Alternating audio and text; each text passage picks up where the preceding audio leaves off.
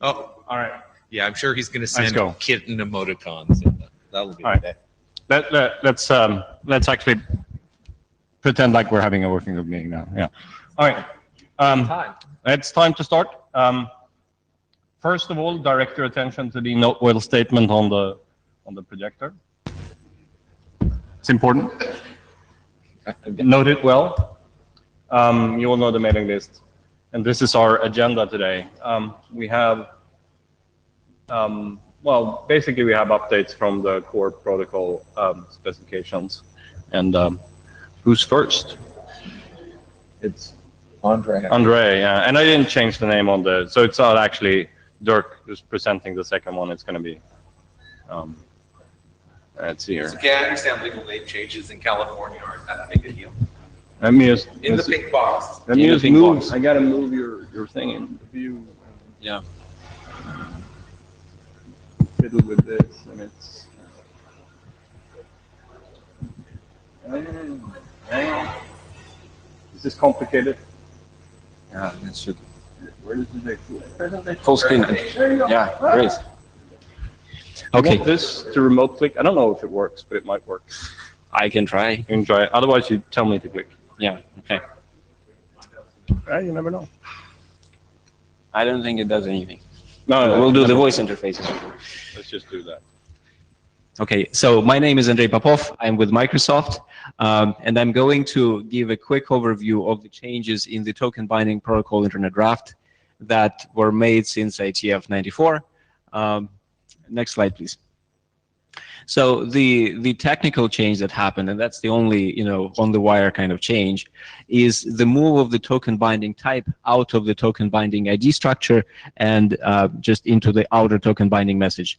So basically, the reasoning for this is that the token binding types are contextual in the token binding protocol. The same binding can be provided from the RP's perspective, and this very same binding can be referred for the IDP. So what can happen is that the IDP binds a token to the referred token binding ID. The RP attempts to binary match this referred binding ID in the token with the ID of the token binding that the RP receives from the actual connection, and the first byte, which is the token binding type, doesn't match. Either the IDP and RP have to be enlightened to skip this byte or to interpret it or to reset it to some value, or we can just altogether remove it from the token binding ID. And we thought it's better, it reduces the complexity if we just remove the type from the token binding ID because it's contextual. And so you can see now in the structure below that the token binding message basically has the token binding type, and the token binding ID is just a separate field. So that's the only technical change I believe that we've made since the previous IETF meeting. Next slide, please. And so here, the specification has been enhanced with all of this boring text that explains the details of the token binding signature format. There are three possible algorithm sets here. There's RSA 248 PKCS, RSA 248 PSS, and ECDSA P256. And for each of those, basically with references to documents that define the specifics, I have provided the details of the format of the signature. Please, I'm not going to read all of this. It's interesting to the implementers.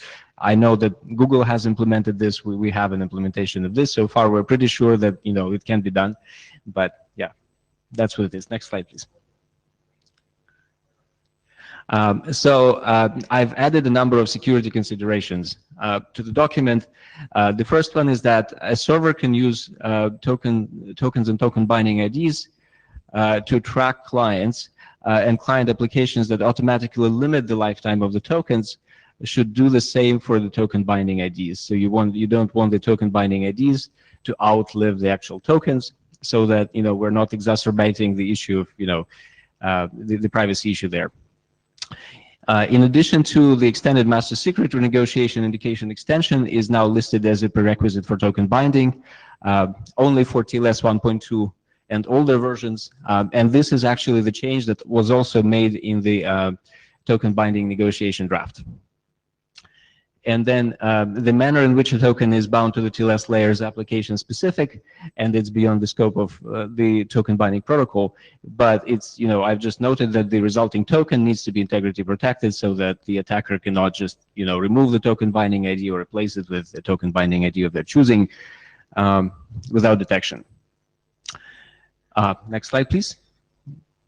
And there's a new IAN registration. I think Jeff pointed out that we need to register our TLS exporter labels, and then we're doing that now. So these are the changes in the latest draft. The latest draft I uploaded this morning, unfortunately, because I missed the previous deadline. But it's available on the IETF site now. There are several ideas being discussed right now. One proposal is to say explicitly in the draft that if a peer in the token binding protocol receives a token binding ID they don't understand, they should just skip it.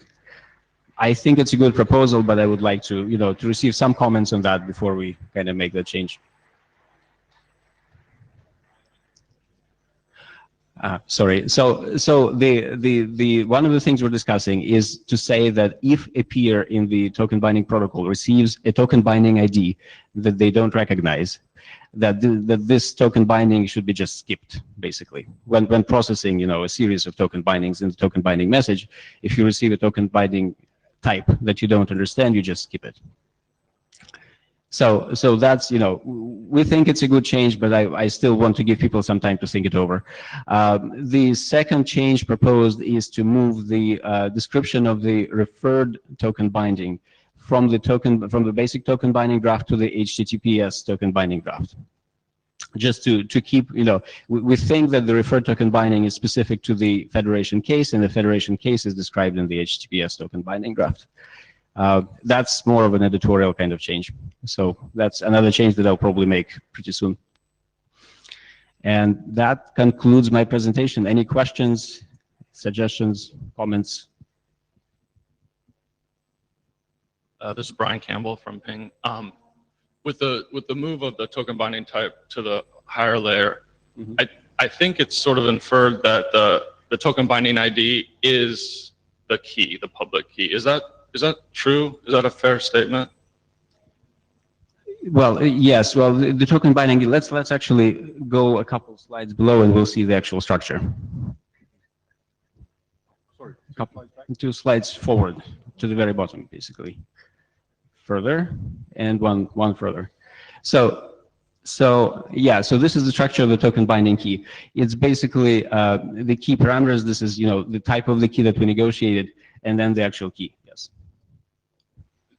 Maybe it's just me, but on reading it, I had sort of a cognitive disconnect with the idea of an ID and what it actually is, which was a structure or format of a key. And after reading through it a few times, I'm getting the idea, but I wonder it might be helpful somewhere in the text to more explicitly say that the token binding ID is in fact the public key that's coming from the client, or if there's an expectation that other IDs might be extended and different, somehow accounting for that. But I think it would be useful to clarify the association a little bit more. Right. So originally I actually used token binding ID and token binding key interchangeably in the draft, and then people complained about that, so I made it just token binding ID consistently everywhere. But yes, it's essentially the key, and prefixed with the type of the key. Of the keys. Yeah. Yeah, I think consistency is good, but maybe just I don't know. It's just editorial, but somewhere in when you're first introducing the concept, explaining a little bit more explicitly what it is. I think it would help some readers, particularly those like me, to sort of get the concept. Sounds good. Thank you. Any other comments, questions? Well, so what do you need to do to this to make it done? So the two changes that we talked about, I think the first change is to say explicitly that the unknown token binding types can be skipped, and the second one is to move the referred all the information about the referred token binding type into the other draft, into the HTTPS token binding draft. Those are, from my perspective, the two outstanding kind of changes. There are some editorial things that are being discussed, but that's that can Yeah. To Brian's question, Mhm. conceptually, is there anything else that might be a token binding ID other than a public key? Right now, as defined, no, because this is here. Here is the token binding ID structure right now. That's all we have Making that defined. clear to people probably shouldn't be a problem. In Yeah, that would not just be. Yeah. editorial. That's just editorial. Yeah. So we're looking at maybe do one more rev and then maybe start to think about the last call process. That sounds good to me. Right? So if somebody in the room now think that they, well, let's ask this question: how many has read the latest draft and feels that sort of that they're comfortable? Hands up. Well, you've read it and sort of understood it, somewhat. Okay. Hands in here. Okay. So, and does anybody here feel that this needs a lot more work, or that it's not ready for last call, or would people be comfortable if after the next revision, given the changes that we're talking about here, we were to do a working group last call in this document? Anybody feel be very uncomfortable about that? So that was a positive thumb up, not raising your hand that you object, right? Good. All right. So we'll deal with it on the list as usual, right? But it does sound like we're sort of getting close, right? I mean, it would be pretty cool if we could actually have this wrapped up by Berlin. Oh. Yeah. Tony Nedlin. So you're talking about the draft that Andre just published today, correct? You're not talking about having another rev? I'm talking about this draft now. Yes, okay. No, we're talking about cleaning this up, have another rev, then decide to go to last call. Yes. You want to go to last call now? Is that what you're saying? Speak your mind, Tony. Well, I'm happy with the draft that he just posted to go to last call with, even without the changes that he's talking Yes. about. Okay. and then as part of last call, continue to push it. All right. That's his process, right? But fine. Now, I'll take that as saying that you're pretty happy with the things as they are. Okay. All right. Excellent. Brian looks like he has to go to the washroom or say something. Generally both. That's fine. I think I'm pretty comfortable with it to talk about moving all the referred token binding stuff into the HTTPS draft. Probably makes sense, but we'd want to make sure the two accommodate each other and are interoperable. So I have some hesitation taking one to last call and pushing it forward without the other being done and without some assurance that they can work together in lockstep. All right. Noted. All right. I think some of the recent the HTTPS level stuff seems a bit more in flux than this. So, All right. So you're saying you're comfortable, but let's do the two drafts at the same time, is what you're saying. Yeah. Yeah, Ben Koenig, just to follow up on that, there's several chunks of text that are very similar, if not identical, across the documents about you need to have extended master secret and resumption indication, that sort of thing. And so it would be nice to get the text exactly the same across all the documents where it is duplicated. Sorry, could you explain a little bit more? So You're talking about terminology, right? Again? You're talking about terminology and making. Yes, just like editorially. Right. Oh, okay. So I mean, the sense that I've gotten from Andre on the list is that he's very comfortable getting pull requests on minors, that people, if you feel that this is definitely a minor editorial issue, just give him a pull request, right? But make a note of the fact that you've done so on the list so we can sort of track everything on the list as usual. Yes, that's a very good idea. Yes. Any more questions? Anyone in the Jabber room? Okay, then we can move on to the next presentation. The newly minted Dirk. And find it. And we have.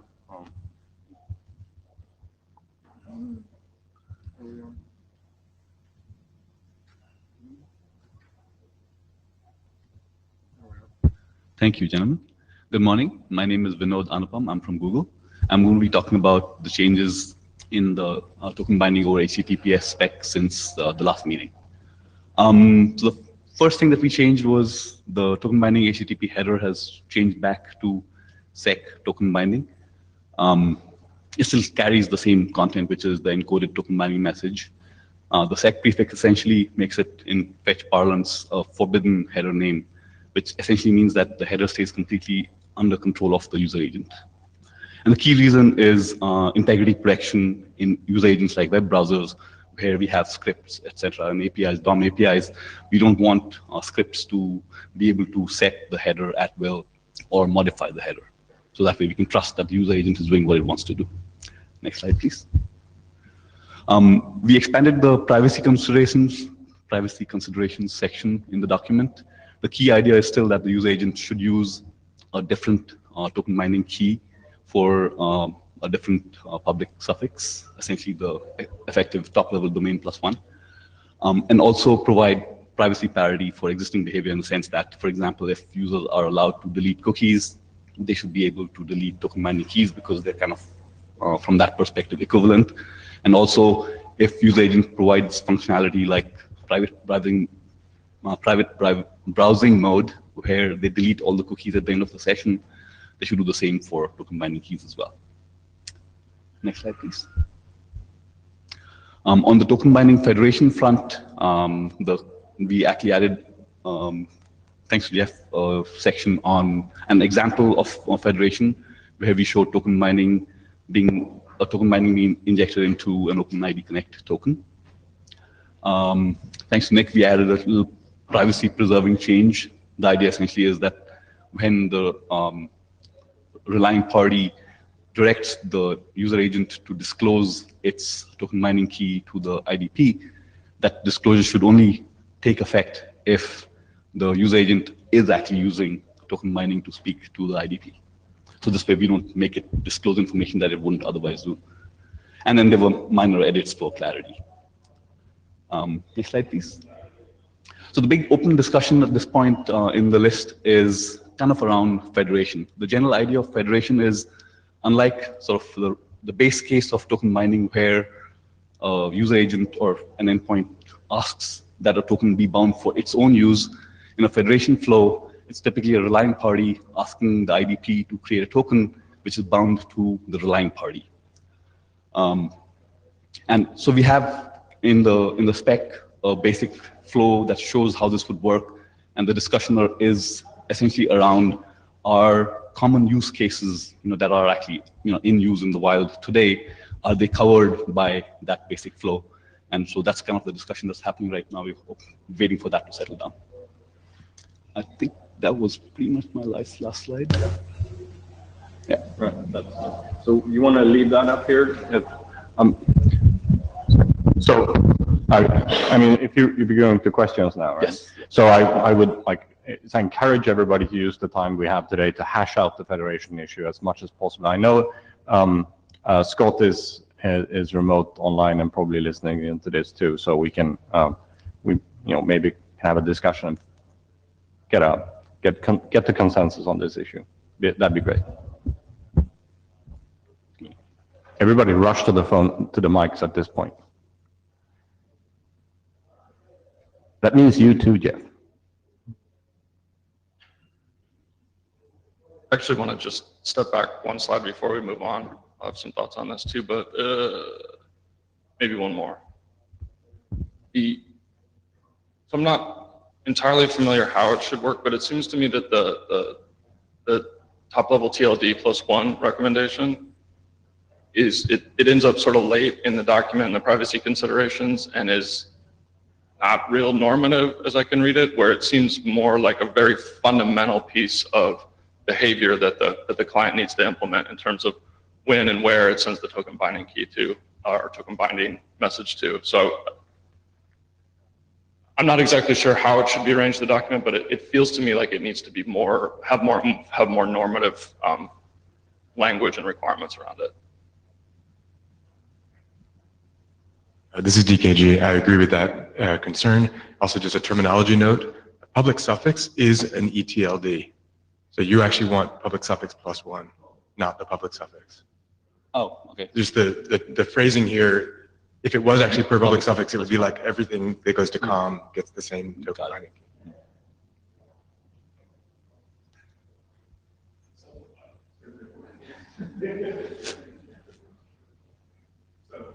Hi, Jeff Hodges. I agree with Brian. There's various editorial stuff in this spec that probably should be cleaned up. And one of them is the stuff that exactly what Brian said. I had the same feeling about, Dirk stuffed that in this quote unquote privacy consideration section. It's not really privacy, blah, blah, blah. It should be elevated in the spec. And there's various other editorial things that probably should be cleaned up.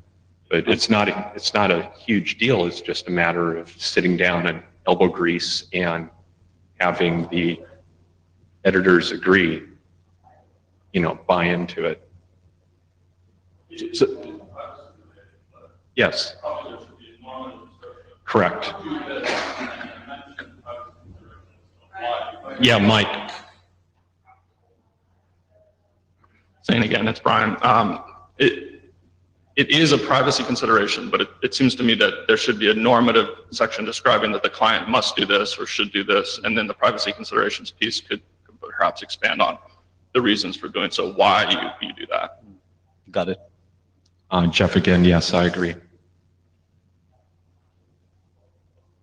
All right, so yeah, we'll make those changes.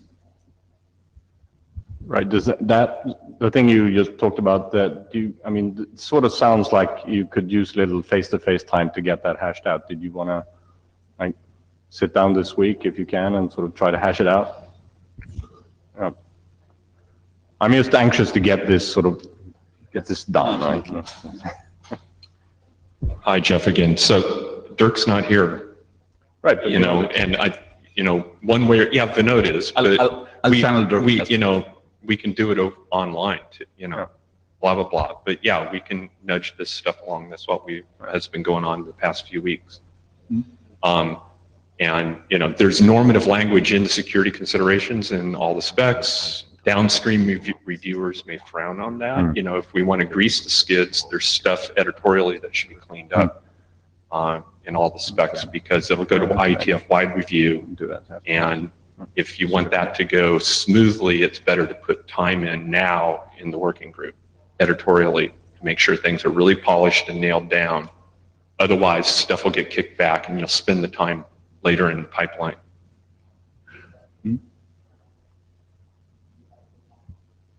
So if the privacy consideration issue is, so back to federation, so exactly where are we?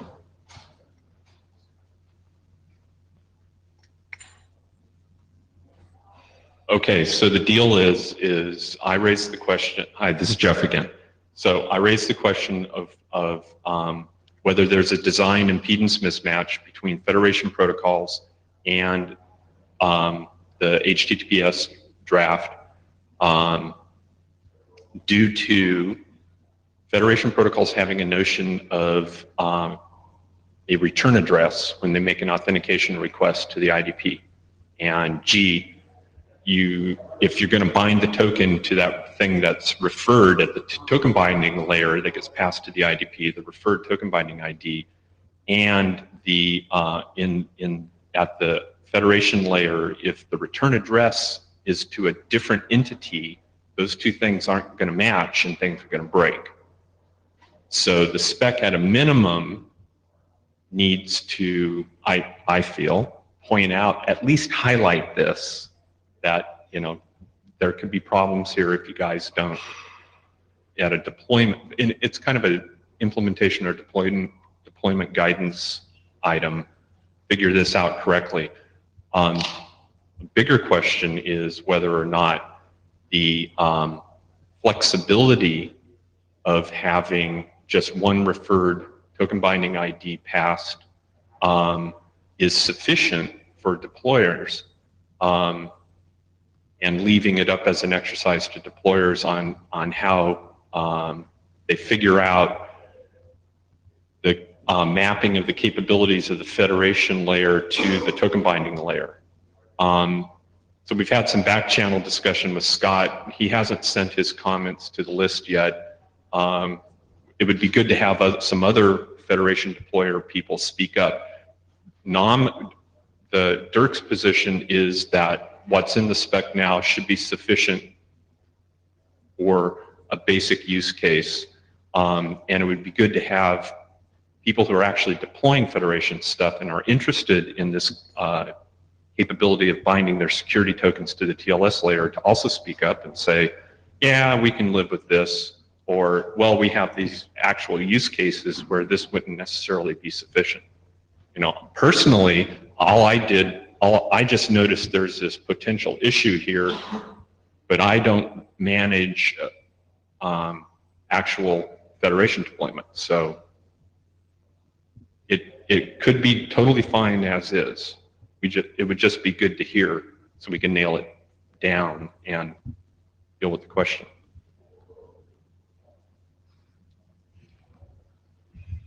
Brian, again, I don't manage Federation deployments either, but I write Federation software for people that deploy it, so I have some experience. I think I side with Dirk and Andre on this, that what we have is sufficient.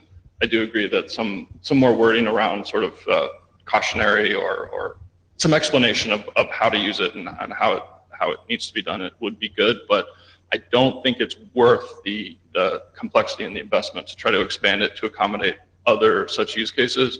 And there's one that I think there will be an impedance mismatch no matter what. There's the concept of IDP initiated Federation or SSO, or sometimes unsolicited SSO, where the user interaction starts at the identity provider and goes to the service provider unsolicited without any prior interaction with the relying party. And sort of fundamentally, token binding can't accommodate that. And I don't think that we want to try to accommodate that. And in a way, that's just a special case of the return address to a different location that Jeff was talking about, where you start somewhere else, you go to the IDP and you end back up at the RP. And my feeling is that there will be some impedance mismatch, and that the single referred token binding ID is sufficient to accommodate most cases. And those cases that want to deploy token binding with Federation will need to either work within the normal sort of simple regular case, or change their deployment model to accommodate the new needs in order to get the new functionality.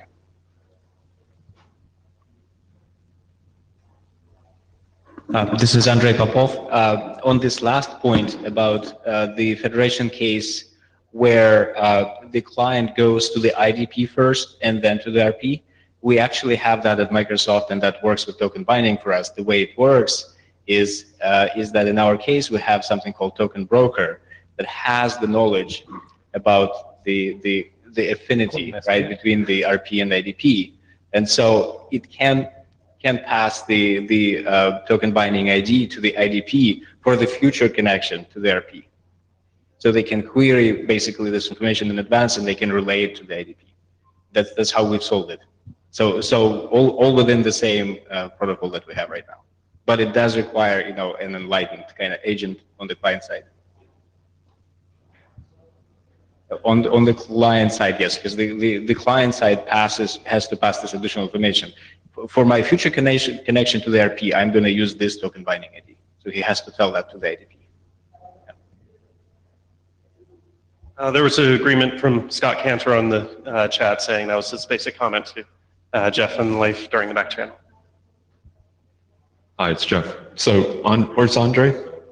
Yeah, so maybe it'd be good to, in deployment guidance or something, to kind of write that, describe that. So to me, this falls into the category of, custom things that people can do. I mean, it's all expressible within the protocol, but it's, one of those things. If you have an unusual flow, where you're going, RP, IDP1, IDP2, and then back to RP, for example, and stuff like that, then you can, create those special scenarios. I think for the mainstream scenarios, we're okay with what we have in the document. I think that adding all the possible Federation cases would be a futile exercise because there's so much complexity. I think we should have the main flows in the document. So, Andre, one question. The Microsoft Token Broker is more for native applications, etc., OAuth, not for or have you also addressed the unsolicited SAML assertion through the browser use case? No, the token Right. broker is for native So- applications that where the IDP Right. installs, a plugin on the system, all sorts of things. So I suspect that William and I have also been talking about token binding in OAuth on other platforms and such. I think the native applications use of token binding, this lack of the extra refer, I think that there are other ways of working around it in native applications that it's probably going to need to be extra work. But there may just, at the end of the day, if you want to have high security token bound SAML assertions, you may have to use this crazy thing called RP initiated, and it's not the end of the world. Right. That's a way to do it too. Yes. I guess if the way the draft is described right now, if it covers a significant fraction of use cases, that might be a good place to start, and we can always add, more specs for more intricate scenarios. Scott had added on the list, custom is worthless in a world where the browser has to participate. We need a standard behavior. And then later on said, if it's not in the browser, I can live with that. So without my chair hat on, I will make a personal observation. The value in this is getting it deployed, and covering 90% of the attacks is a really important thing. If we attempt to cover all of the edge cases, we may be in danger of not actually satisfying anything because the developers won't be able to understand infinite recursion in token binding references. Good point. Scott also says the IDP initiated is really common, so that should be highlighted in the draft. So even if what Scott was saying is even if we don't do IDP initiated, we need to say so. Right? So for the scribe, I said that it's best to keep it simple enough so that we can actually deploy it to cover the 90% of the use cases, as opposed to trying to cover 100 and never see deployment. The common IETF problem.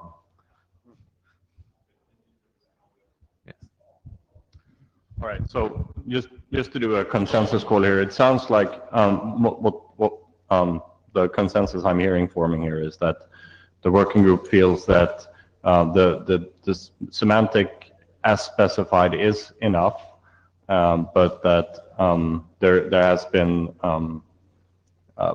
an expressed desire to sort of at least explicitly say some of the cases we're not covering, right?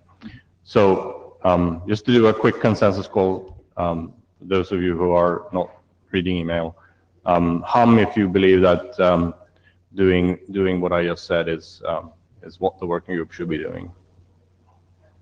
Or raise your hand, that's fine too. We have to decide on either humming or raising a hand. Right? So I'm saying, Tony, Ned, I'm just worried how far you're going to go on this and how many cases that you want to consider. There's tons of federation cases So what I just said is the following.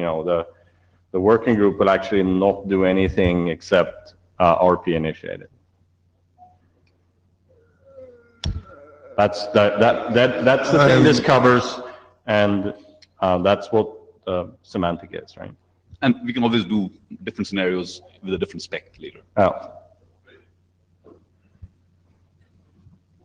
So if you're standing there, sort of you're scrounging your face, if that means that you actually believe that there are other flows, other cases that should be covered in this, then that's a real disagreement here, right?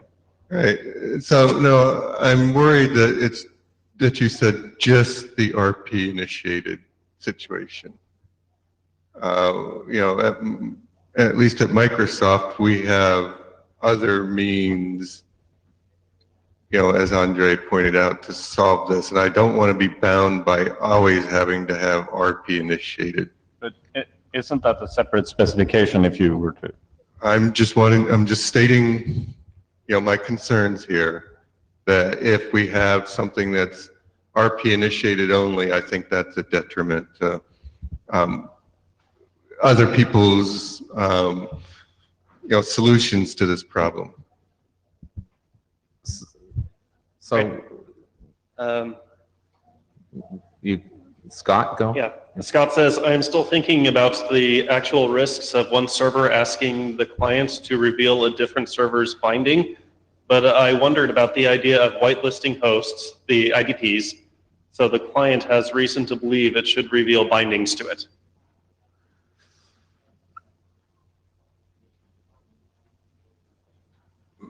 Hi, it's Jeff. Before getting to that, which is a whole nother topic, I think Tony's misunderstanding. We're having a failure to communicate here. I think the document, what's we're saying is, this is not the HTTPS thing. The federation section is not how thou shalt do it. It's like how thou may do it if in a federation context. And if you have other wrinkles to how you do federation, you're going to have to figure them out on your own.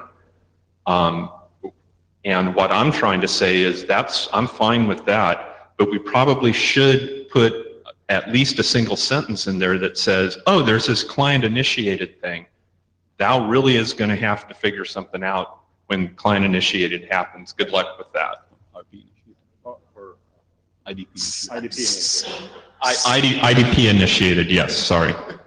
So, Lucy Lynch, if you level this up just one, I think what you're saying is that this is a well-known pattern that meets the security and privacy requirements of the protocol you're trying to design, and that other patterns, including Enlightened Broker, your mileage may vary. Yeah. And that what you don't want to do is say this is just an RP pattern, but you do want to say this is an understood pattern and it has these properties. Other patterns may require additional work. Right. Good point, yes. So, Tony Nadlin, I agree with Jeff on this one, but what Lucy just said, I think definitely applies, because we're not going to lock out other patterns that need to apply here. Right. So we have to be careful how we phrase that. I mean, the limitation is not to token binding in general. It's the HTTP redirect in the browser. It works in some circumstances and potentially not others, but for native applications, this restriction is kind of irrelevant because they're probably not using the referred header in the first place, or maybe in a different way. So.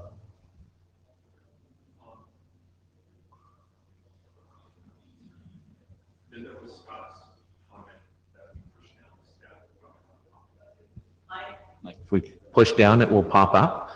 What? Scott has the comment that, what's your name?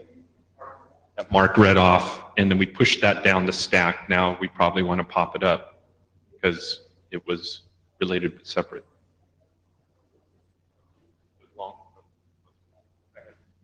The one saying that still thinking about the actual risks of one server asking clients to reveal different servers binding, but I wondered about the idea of whitelisting hosts, the IDPs, so the client has reason to believe it should reveal bindings to it. Nothing. I don't think there's not. Well, we can try this. The chairs are having a confusion moment here because the meet echo stuff just started working, and but nobody seems to be wanting to speak. Oh, we're just in the queue? No, there are no participants in the queue. That's because we have to hit the red button. Then try it. Is everyone ready for the red button? You want to do it? No. Has no effect. Okay. A little monkey was, oh, wait a minute. Scott Cantor is now trying to eat some dots. I have no frickin' idea. Wait. Hey, just click on. No. Just click on him in the queue. Oh. No, he's moved. Look, it's Scott. I have a picture of Scott. Look, everybody can see Scott. Okay. We're the last people that should be put in charge of technology, Scott. See if we can hear you. No, we can't hear you. Try to unmute him then. Okay. No, we just turned over. Fuck it. You killed him. You should never be put in charge of the red button. You offered it to me. So try again, Scott. As much fun as this is, we're actually ahead in our schedule, so we can afford to play with technology for once. Wait, Scott's after the dots again. Okay. Yeah, it's Pac-Man. Okay, Scott. Okay. Click on I'm going to click. Okay, I'm going to hit you. It's going to electrocute a monkey. Okay, now he's speaking. Okay. Okay, but we don't have any volume. Maybe, Our I'm not sure. sound person could turn up the volume on the VTube thing, maybe? No. So we're not getting Scott out to the, Do you know sign language, Scott? No, sign language. I can do some lip reading. I could translate for him. That would be, okay. He knows that sign. Thank you. well, so. Okay, you're going to have to.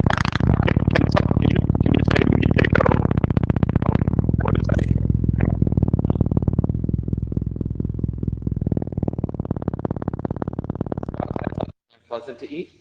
I think there's a jackhammer in the thing. Last concert.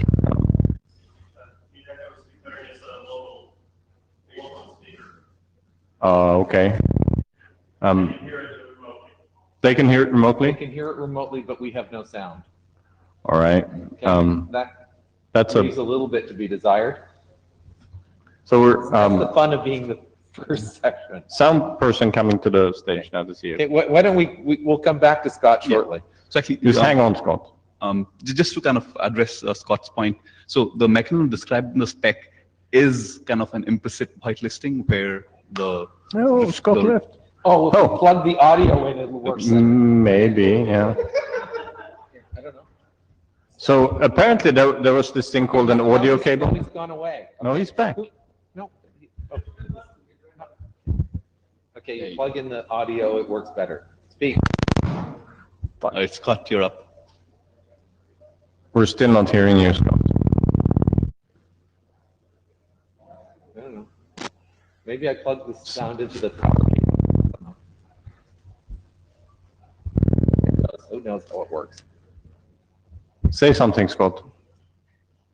No. No. No, you're not allowed to say that in public, Scott. Okay, we'll continue on. We'll keep playing with Scott in the background. This is Vinod. So what I was saying was the whitelisting mechanism that Scott is suggesting, in some sense, the current flow in the spec is a kind of whitelisting where the relying party essentially whitelists itself to the IDP. If we want to build a more general mechanism, I'm sure it's something that we could take on. The big question is, do we need it at this stage? Because adding sort of that whitelisting mechanism and then integrity checking, security checking it adds a whole layer of complexity. So something to think about, does the current mechanism provide sufficient structure to do a large fraction of cases that are deployed today? I would say again, yes, it does provide a sufficient structure, and the whitelisting idea maybe is an example of just the kinds of complexities and needs that might be introduced by trying to accommodate all these different use cases. Well, you want to be able to have RP indicate that it's sending, one party indicate that it's sending a request for authentication to an IDP, but return it back to this other server. So you need to have a whitelisting mechanism of which servers are okay for it to return to, and that's just one potential sort of way to solve the problem, and all the potential complexity that comes along with that, as well as the opportunity to introduce security holes in doing so, I think are just further justification that the current way of doing things is both sufficient, simple, and more secure, more likely to interoperate. I have commentary from Scott, but Scott, do you want to try talking, see if we can hear you? Oh? Nope. Okay. Scott says on the list, yeah, I see that. I think if we agree to ignore IDP initiated for the browser case, we can live without it.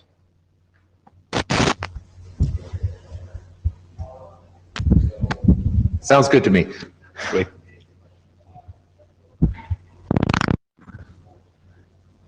everyone's going to be using Microsoft Hello in a couple of years, so it's not a relevant question.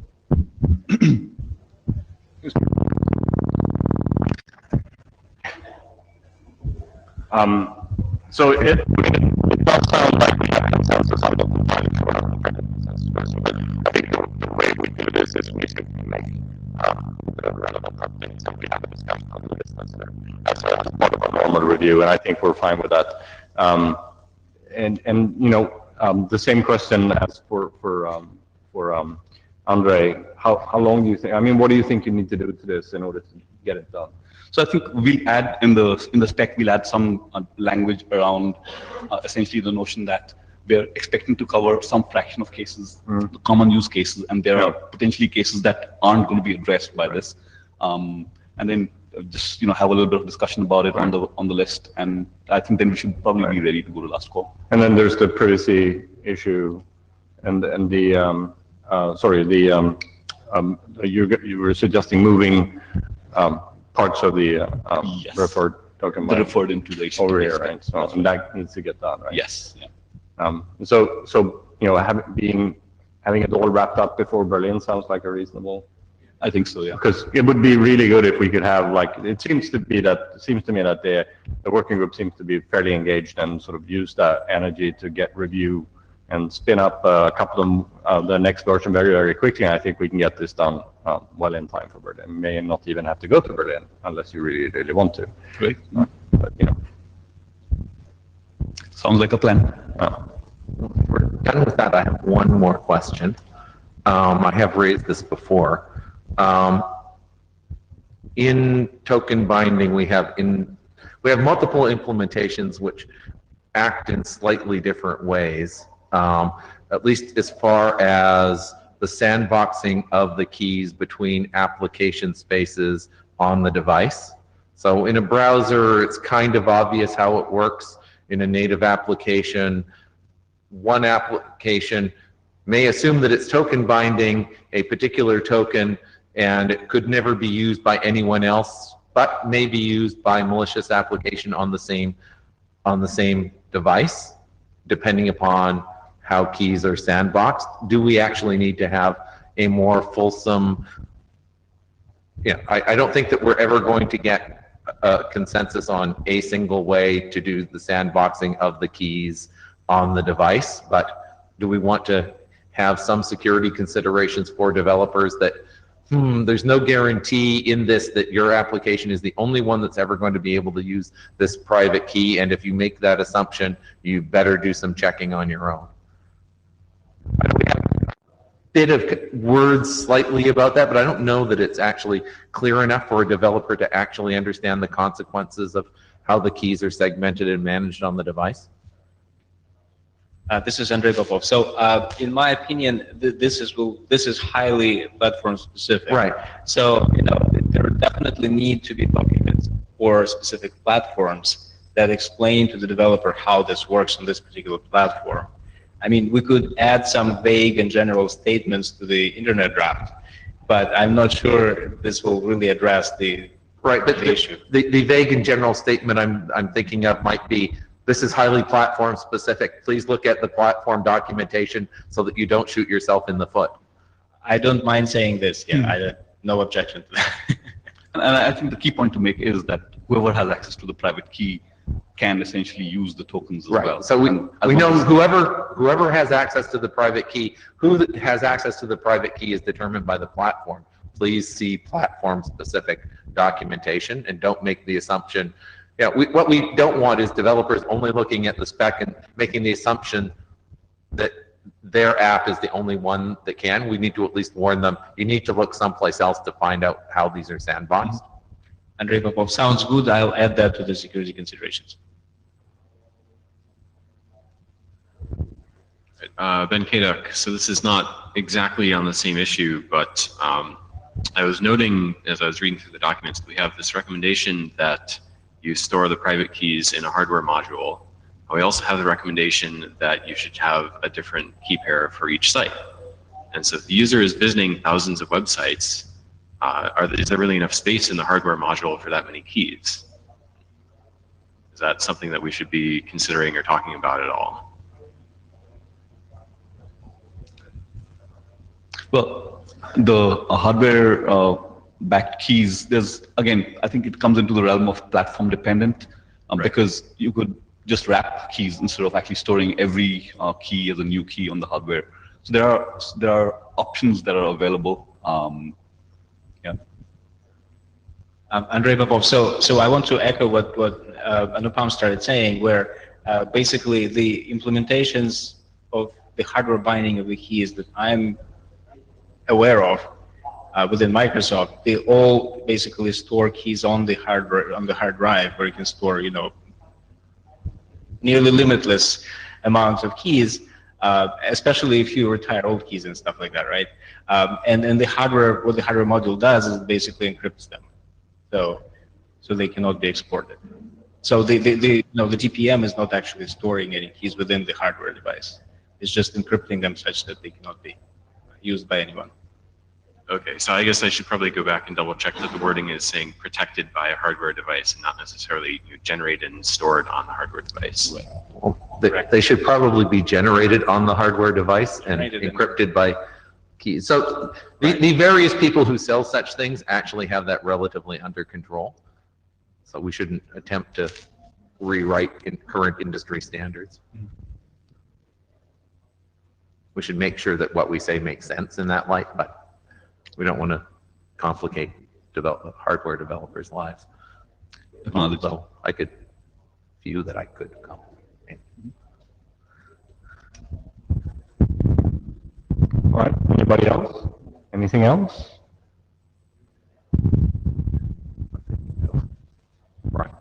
Brian needs to. Me again. So this is maybe a foolish question. As I said before, I kind of work up at the federation layer and the application layer. And I'm trying to understand a little bit more about how it all works together particularly with a preferred token binding ID. Is my understanding correct that the token binding itself is established at the TLS layer on the initial handshake and association of the connection by the client?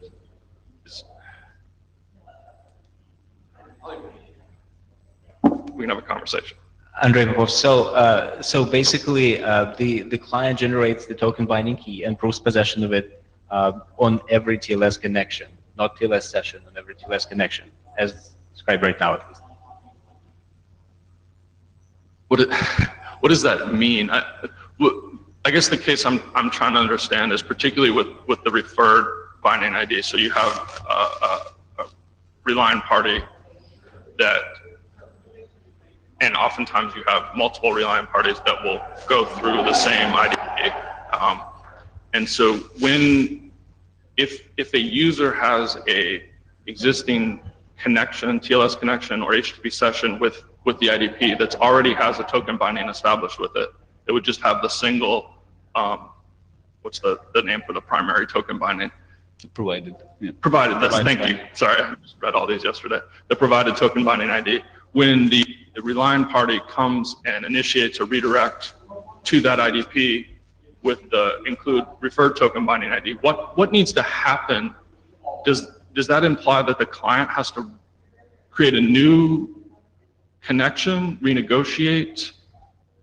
So the referred token binding ID is the ID of the token binding between the client and the RP. So that ID is passed to the IDP, and the client freshly proves possession of it to the IDP.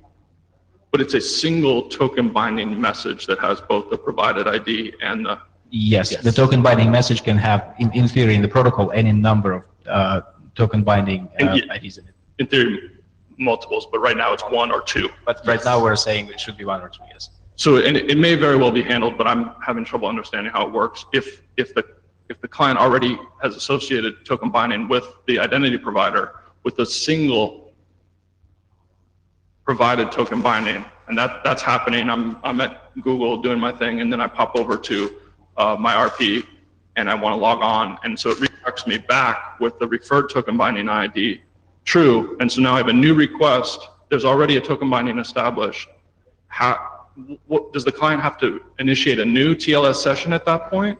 Does it have to renegotiate in order to get the token binding message now to contain both the provided and referred? So from the token binding protocol standpoint, if you already have a connection, you don't have to establish a new one. You can just send the referred token binding. So the new header that goes out will have both token bindings in it. The header will have both, yeah. So the next request that goes out.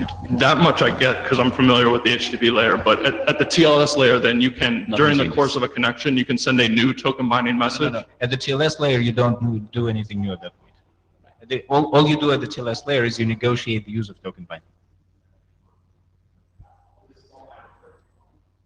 This is all at the application. The actual passing of the token binding IDs happens at the application layer. So Brian, that's accurate. Once the client has connected to both the RP and to the IDP, it has token binding keys for both. Once the redirect happens, the header, the next header that goes from the client to the IDP will actually carry 2 token binding IDs in the header. In the header. Yeah, but at the TLS layer, nothing changes because we already were negotiating and we already had negotiated the token binding keys for both the RP and the IDP from the client. But does not the whole token binding message flow in the application data piece of the TLS associate when the TLS handshake is made and token binding is established, and then that, in fact, that's where the proof of possession occurs, that the TLS layer verifies the signatures, or am I misunderstanding? So application layer, when we talk about the application layer, we're talking about those HTTP messages with headers in them flowing as application data records in TLS. Right. So the proof of possession, I mean, at the TLS layer, all we're doing is we're agreeing to use token binding, and the proof of possession is actually happening at kind of request on delivery time. Is that always the case then, even with provided token binding ID? Yes, That the actual, that then the application layer, the HTTP layer, needs to verify the signature That is correct. every yes. time? Yes, that's correct, yes. And well, effectively what happens is if you see the same byte stream and nothing has changed in the connection, you can shortcut it. So you don't really have to do verification. Yeah. So why then, and I apologize if I'm just misunderstanding, why then is the token binding message itself in the protocol level able to carry the referred token binding ID or the referred token binding, and why wouldn't then there be 2 distinct headers or splitting those things off separately? That could have been done. We just basically structured the protocol in such a way that the message can carry any number of token bindings in it. Okay. But those could have been, in theory, separate headers. Mm-hmm. Seems like the implementation would be more straightforward if they were separate, and the what's happening, the association, the understanding of who's doing what, who's sending what, what's proving what would be more clear if they were distinct. I think, just looking at it from the outside. Possibly related to that, when you have a referred token binding ID, when is the referred token binding sent to the other party? Is it only on the initial request resulting from the redirect, or is it on all subsequent requests to that party? So the way the current spec is worded, we expect it only on that initial redirect, because that's the only time the RP gets to tell the user agent it's okay for you to disclose it. Okay, I either missed that or it wasn't clear in the text. So we can definitely revisit the language and make sure it's clear. yeah, I'll look at it. So furthermore, in that case, it seems like 2 distinct headers would be, again, easier to implement and easier to understand, because on the initial redirect you would get both of them, and then on subsequent interactions you would just get the provided token binding ID, as opposed to how it is now. You get the token binding in a single header, and then the next request would have a different value for that, which would be just the provided. It seems very likely to cause confusion around what the token binding is and when it's available. Does that make sense at all? Now, interestingly, I think at the HTTP level, if you have multiple identical headers, the stack is actually free to concatenate the body of the headers into a single header, effectively probably giving you the same functionality that you want, but something definitely worth looking at. Yeah, but right now they're actually concatenated inside of that's it. right. And then they're a binary blob that's two pieces together that's over base64 encoded over the whole thing. Mhm. So to deal with that, the application layer needs to take that, decode it, parse the binary, split out the two token bindings, grab the referred token binding, and then do what it needs to do with that to encode it into the token. And then it also has to be aware that on the next request from that user, it'll just be the provided token binding ID. So if it tries to do that, it won't find two, which to me, that seems like a point of confusion. Whereas if you either included two different token bindings with the same header, which could come in line or could be two different header values, or even had different header names for the provided and referred, which I feel would be the most straightforward, obvious what's going on and easiest to implement, then the IDP could just look for the referred token binding ID directly and deal with that directly as is, check the proof, and then include that rather than having to sort of differentiate between the two. Just something to think about, I guess. As someone I've read early versions of the draft and just now this recent one, but someone that will likely be implementing at this layer, I think that would make it more comprehensible and easier to implement. Definitely good points worth thinking about. Yes. Thanks, Brian.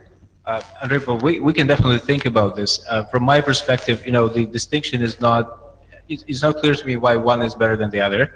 I would say that in either case, the server application needs to pass the token binding, message or structure to some token binding implementation and to get some outputs from that. If it's, separate headers or single header, I still need, to pass this code to some kind of token binding library that will parse it and convert it into the token binding IDs and validate it for me. So whether I'm passing them one blob of information or two separate blobs, one is not necessarily easier to me than the other. So I have a question for people like Brian who have the misfortune of actually trying to do the server side part of this. Are there libraries, example code that people can actually look at to see how this comes together, so that when Brian's trying to add this functionality to a Java application, it's not a complete mystery? So maybe some samples, example code would actually help make this comprehensible and make the dialogue easier.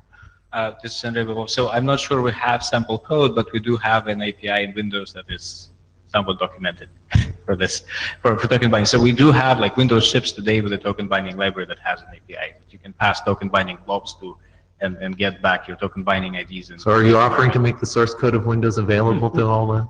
Well, this is an API. It's documented on MSDN, but so I can, what I can do is I can, like, send a link to that, for example, on the token on the unbearable mailing list.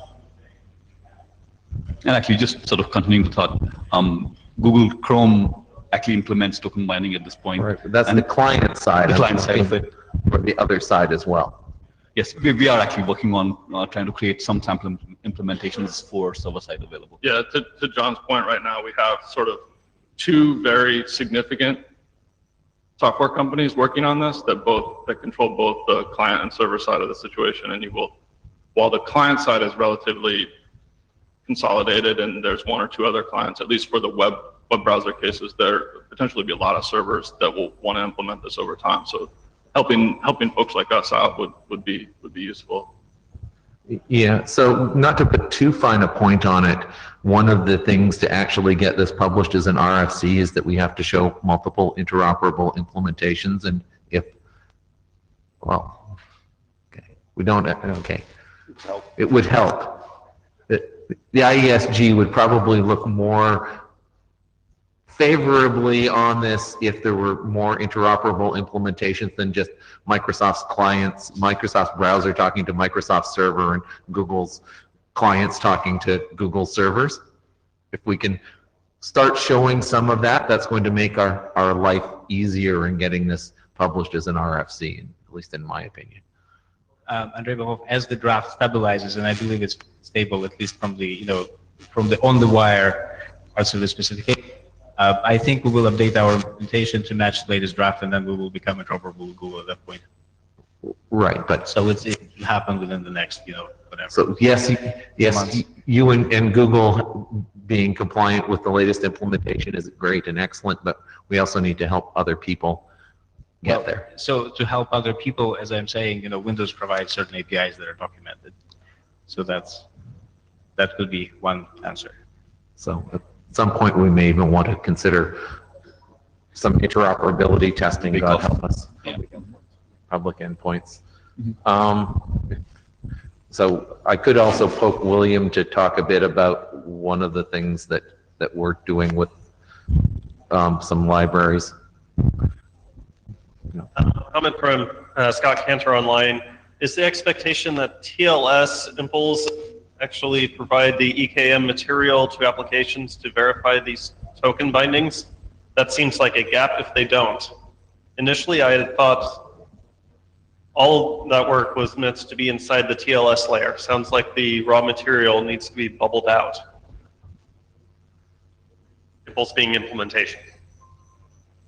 Andrei Babov, yes, in order to verify the token binding, to verify the token binding message, has to be able to extract the key material from the TLS layer. Most TLS implementations I'm aware of allow you to basically export the exported key material to the caller.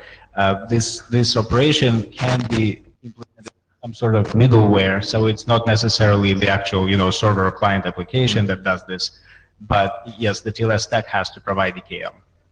Right. So there may be a need for a middleware layer above the TLS stack that deals with the EKM and validating the low-level token binding stuff that passes up to SAML or OpenID Connect, the actual keys that have been verified at that lower layer, so that not everybody has to build all of it, I would imagine. Andrei Babov, yes, that's exactly what I'm trying to say. So in our implementations, this is kind of an architectural point at this point, right? So you can have multiple different architectures, but the way we did it is that we have a separate token binding library to which you pass the EKM from your TLS connection, and and it generates messages, and it parses messages, and it verifies signatures.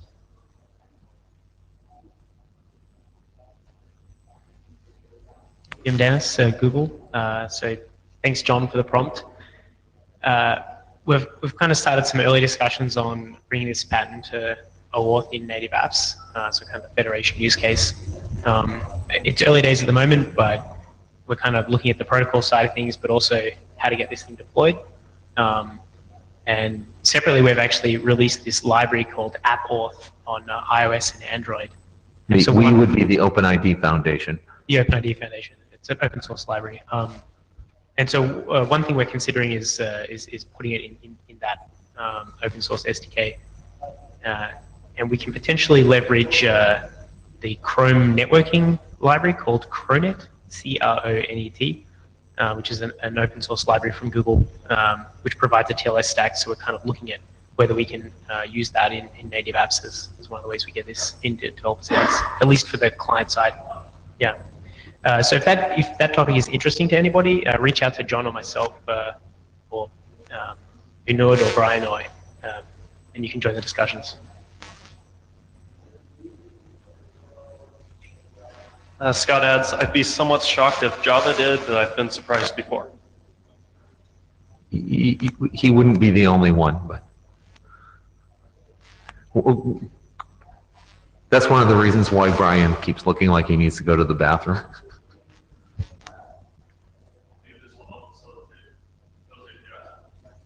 Yes.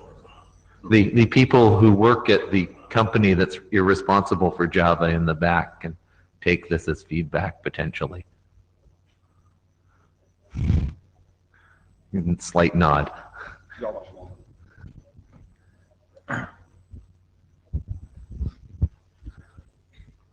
All right. Nothing else for Vinod? Excellent. Doesn't look like it. Brian, you're thinking of one more thing. One more thing. Get it off your chest. But to be honest, I still don't quite understand the TLS interaction and the referred binding ID, but maybe I'll ask Andre to enlighten me. I mean, we've got time, right? It's nothing, we don't have anything after this, right? It's open mic, go. But I wanted to just ask one more question. If there had been and we can come back to that. If there's been any progress or decision regarding support for the referred binding ID, referred binding beyond the 30X redirects, it's something I raised a long time ago that seems to be just sort of sitting out in one of the issues. But maybe to expand it, it's not an uncommon case where the RP redirects to the IDP through the use of a sort of, it writes a form with a JavaScript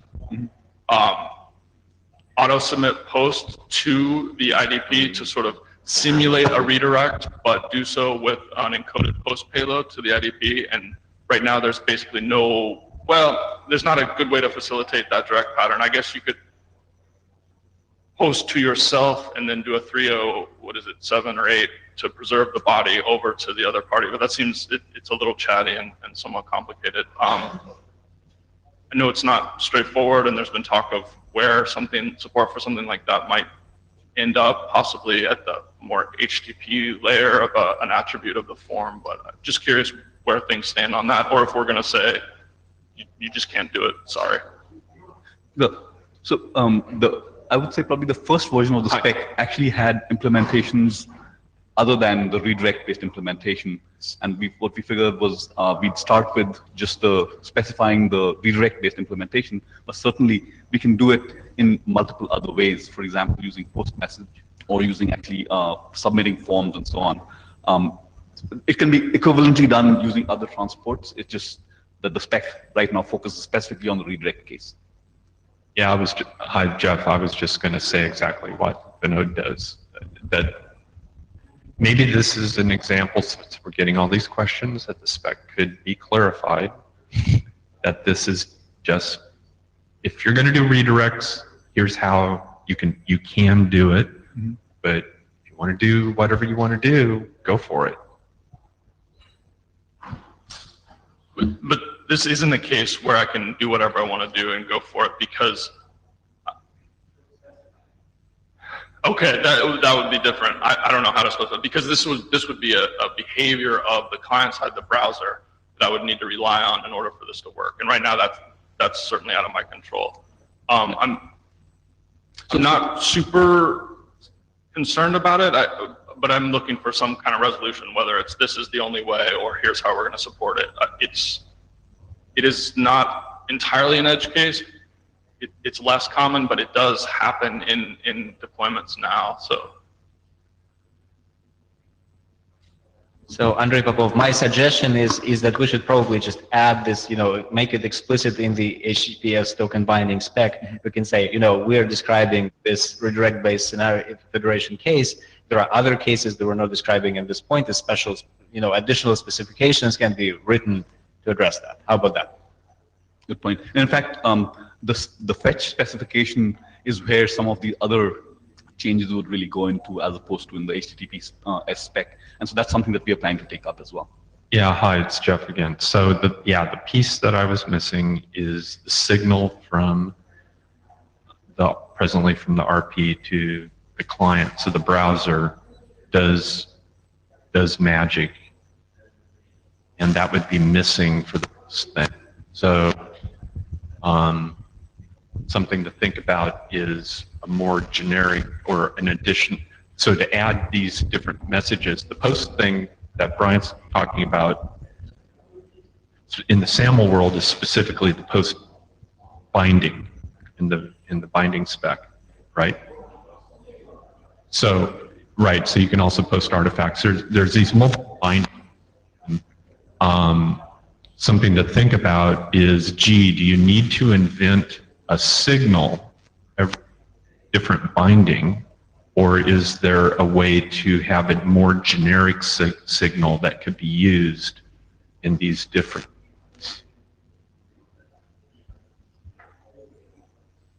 Along those lines, my first suggestions on it would be that the include referred token binding header apply to the response in any navigation off of that page, including a 300 off of it, a form post somewhere else, any links off of that.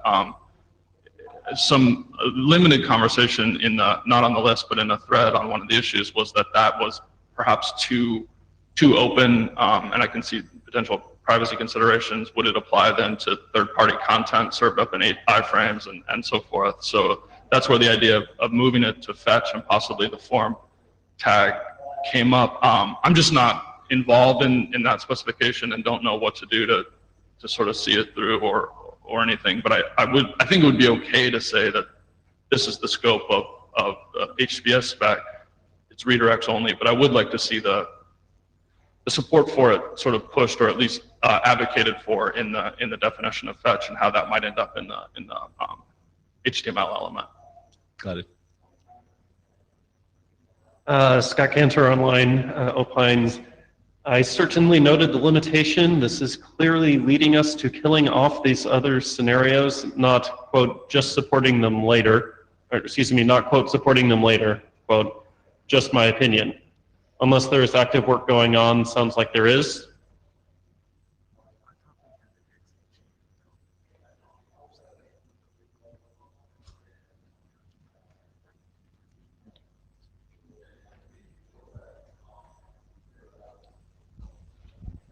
Well, the intention definitely isn't to kill off the others. The intention is to create at least an initial field where we start deploying.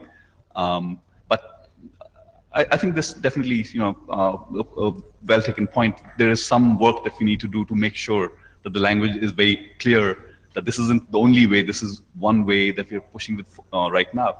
And there are other ways in which we can get the provided token binding and the referred token binding to the right endpoint so that they can do the right bindings to support different scenarios.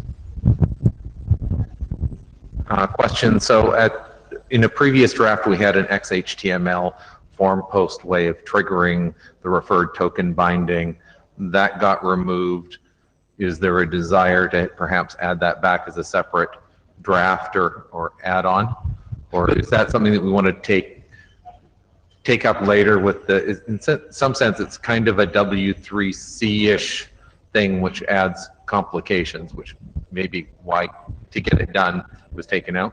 Yeah, it was taken out primarily because the consensus was that it fell under the purview of the fetch working group as opposed to what we were doing right now. So we will definitely be pursuing that, yes.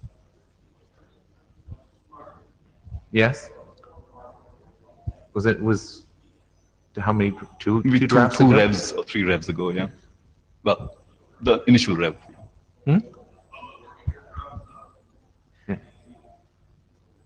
Scott Cantor has continued on. It's not about language. If you ship browsers that don't support post, I'm not going to tell people to keep deploying post. I'm going to kill it.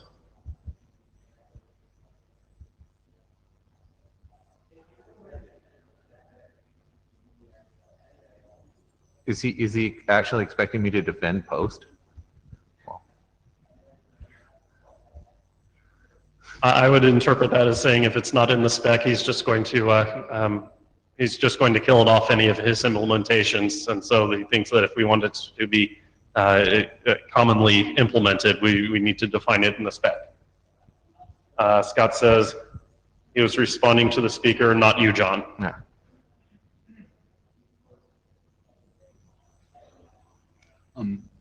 So yeah, we're aware that besides redirect, there are other mechanisms in which we would need to support federation. I still feel that because in fact the initial draft of this internet draft actually proposed 3 or 4 alternative ways of doing the same thing, and I think the group consensus was to move them to a fetch proposal as opposed to doing it in this group. So we acknowledge that we definitely need to support that kind of use case. The question is this the right forum, or should we be doing it through fetch group? Right. So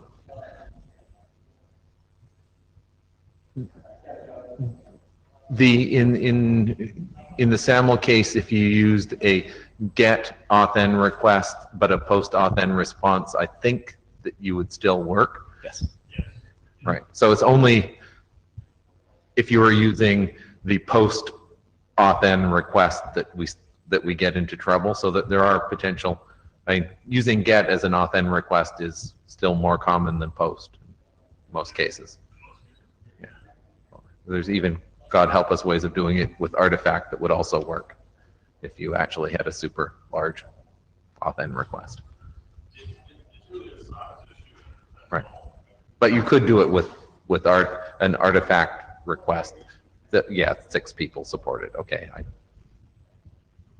There is a theoretical way that you could do it even with a large request in SAML. I'm sure Shibboleth supports it.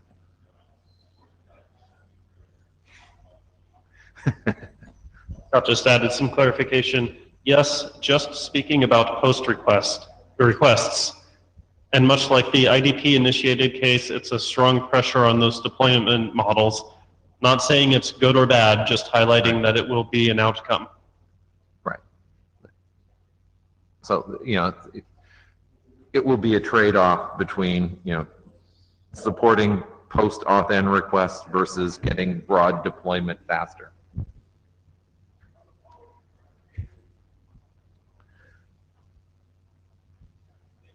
That's fair. I just wanted to ask kind of where we were at with it. Maybe clarify text and potentially push it through in W3C if there's interest in it. But there are, as John points out, other ways to accomplish the same thing. They're just somewhat problematic in their own right. Right. For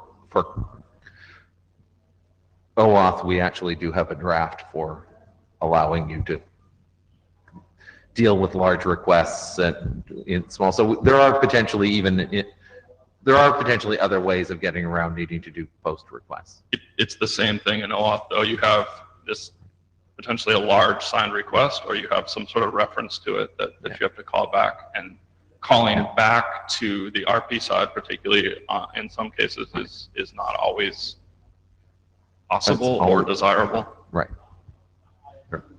Maybe with the introduction of token binding, you close other security tools and lessen the need for large content in the request. Maybe it sort of obliviates the need for that over time. I'm not sure.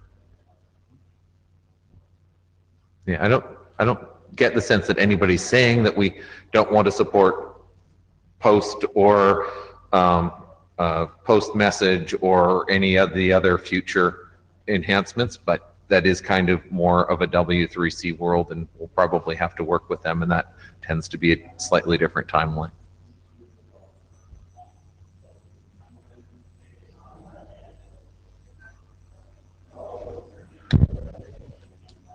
So, any more questions, or I finish my rendition of the soundtrack of Sound of Music?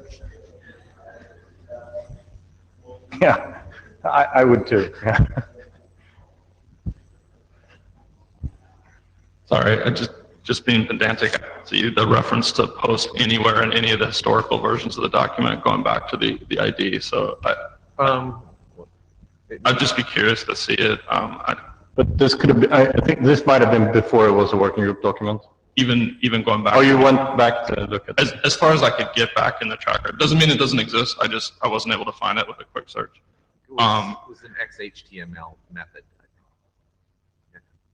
Searching for X, H, and post didn't get anything in any of the documents. It's not a big deal. Just I can dig it up. Versions I saw. I know that John has a penchant for revisionist history, so I like to kind of just check on him when he does that. If we do have time and there's nothing else here, if possibly Andre could go through the kindergarten version of how this actually works at the different layers and at least help enlighten me to understanding that, I would really appreciate it. But certainly, if there's other business that needs to be attended to, I can wait, or I can bother later. Yeah, before we do that, can we get the blue sheet? Anybody who hasn't signed it, and we got like 6 minutes to do kindergarten version. Raise your hand if you haven't signed the blue sheet. So I'm not sure what you can usefully do in 6 minutes, but you go ahead. Is it 12:30? Or is it okay? 12? Then we have half an hour. You can do whatever you like, but you probably need slides. You need slides. Well, we'll see. I'll try to use this slide. Use here. that Yeah. picture. Okay. I'll try to use this picture and then see if that helps.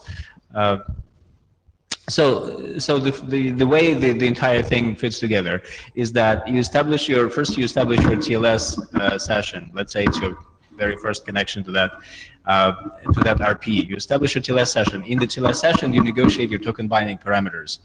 Basically, what algorithms you're going to use with token binding. Is it going to be RSA? Is it going to be CDSA? You negotiate that via TLS extensions. So that's where the TLS layer is involved. Once TLS handshake is done, the token binding has been negotiated, then the actual HTTP starts to flow in those application data records in TLS, right? Those application data records are just containers for HTTP traffic at that point. And then at the HTTP layer, in those HTTP headers that Anupam has been talking about, you get the actual token binding messages, base 64 encoded and everything.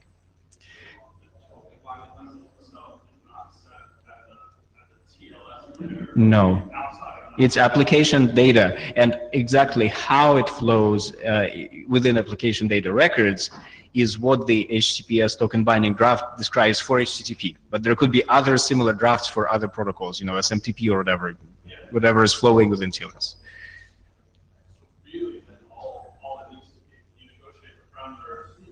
That's one, and the EKM is the number two. Yes, that's all you need from TLS. And for that reason, in principle, you could use token binding with protocols other than TLS as well, as long as they provide a negotiation mechanism of some sort and an exported keying material of some sort. Keep getting reminded to have my dumb questions on record. So I would, based on that understanding, I would reiterate that I think it makes a lot more sense then to have the token binding and the token binding ID as distinct structures, or sorry, the provided token binding and the referred token binding as distinct structures that are passed as separately named headers in the HTTPS spec. Can you explain why that is easier to handle at the server side? You're saying this is easier to handle the server side, right? I'm saying one, it's easier to handle, but I think more importantly, it's conceptually more clear what's going on, rather than having these two things mashed together and sent as one header. That's two things mashed together the first time, and then the next time through it's just the one thing. To see a request inbound that says, provide a token ID, here it is. Referred token ID, here it is. And they're just semantically distinct. They're named differently. We're talking about moving the referred into the HTTPS spec anyway, so you could potentially, I don't know how much extensibility you want to have where, but you could potentially remove the need for the ID at the proto level and distinguish between the two with the header name at the HTTPS level.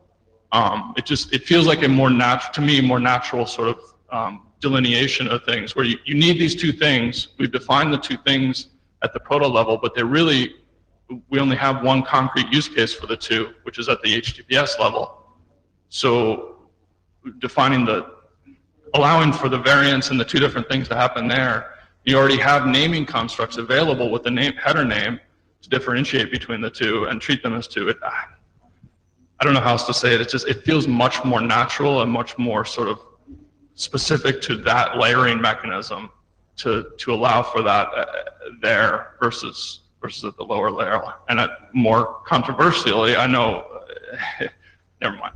Like if it's only the application layer that's dealing with it, something like JWS for the signature scheme at that layer would be more straightforward. I know it's come up and it's been dismissed, and I'm fine leaving it the way it is. But in reading the standard, I was sort of under the impression that we were using the TLS structures because we were dealing with this stuff at the TLS layer, but really we're talking about the application layer dealing with them, and so I'll let that one go. But I really do think it would be much more clear what's going on, sort of the intent of treating them separately, having the two different header names. I agree that it's not necessarily simpler to implement, but conveying conceptually what's going on at different phases. When someone just looks at the protocol and they see, which unfortunately, I've done it myself too, a lot of people will either learn how to do this by looking at examples of how it's implemented or examples in the spec, and it's a lot easier to understand, oh, here are two headers, provided token binding ID, referred token binding, sorry, not ID, provided token binding, referred token binding, and here's each of those things, versus being able to differentiate, just looking at the text, here's the token binding, and here's a base64 encoded blob that's bigger than a token binding with this base64 encoded blob. And one might be bigger or smaller. It's not obvious that there's two things under that structure, and one might be bigger or smaller even based on the key size. So it just feels like a much more explicit declaration of what the content of the payload is. I can agree with the point that if we used separate HTTP headers, then this would be more, if you're doing like on the wire, protocol inspection, it's more easy to tell that there are two headers in this. I don't mind that in principle. I think that's not how it's currently implemented, but I mean the token from the token binding protocol perspective, both are possible, because you can have two separate token binding messages, or you could have one token binding message with multiple bindings in it. The protocol allows you the flexibility to use it either way. It's really the HTTPS token binding spec that needs to say one way or the other. Sure, and I understand that there's implementation in practice, and this differs from that, but I'm trying to look at it from the perspective of non-insiders implementing and learning the protocol, which is to a little bit what I am. Will be other people that are even more detached from this working group and the goings-on that will eventually want to work with the stuff and implement it. And I believe it's conceptually much more straightforward to convey it as two headers, and that will be easier, both wire inspection, debugging, understanding, explaining, implementing, developing against, and so forth. Vinod from Google. The initial implementation or the initial design allowed for even more token binding types. We kind of wanted to leave the door open to that, and we definitely didn't want to create an environment where we wanted one header per token binding type. But I think it seems to be the case that based on your input, that a case can be made for specifically for the referred versus provided. So something that we'll definitely think about. Scott Cantor has a question. If the token binding message is application layer, then how do you envision the message being validated in conjunction with the negotiated token binding type worked out in the TLS handshake? That seems a bit awkward. So I can, again, there are multiple possible architectures for how this can be in principle implemented. I can tell you about what we did at Microsoft, for example.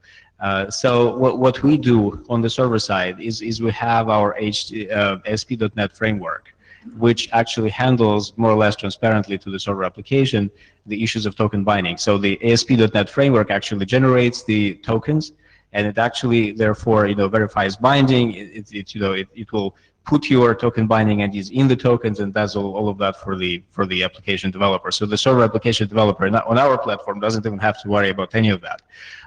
The way, if the question is about how this is done, in principle, is basically there are two inputs. There's one input is that you get the token and you parse the token, and you see that special field in the token, and that's your token binding, and you use the token binding library to, for example, to match it with the token binding that you established with the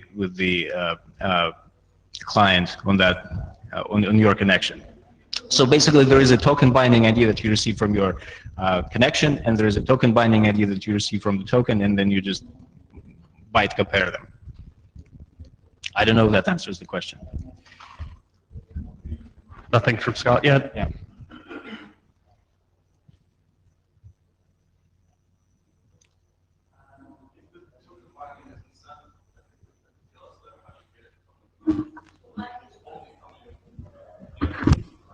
Brian.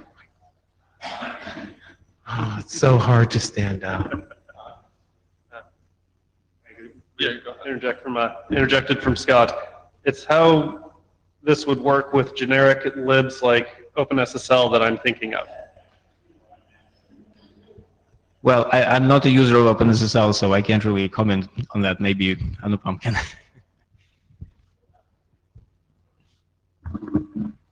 So I think I'm trying to expand on the direction of Scott's question.